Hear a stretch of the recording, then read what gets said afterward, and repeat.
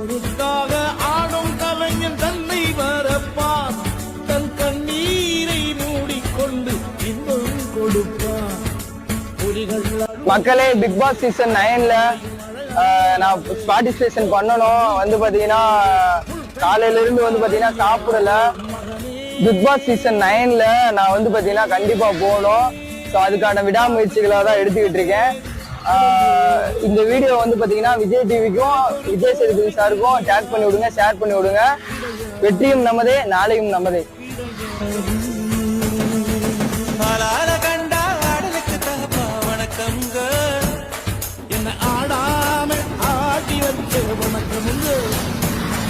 என் காலுக்கு சலங்கிட்ட உன் காலுக்கு முதல் வணக்கம்.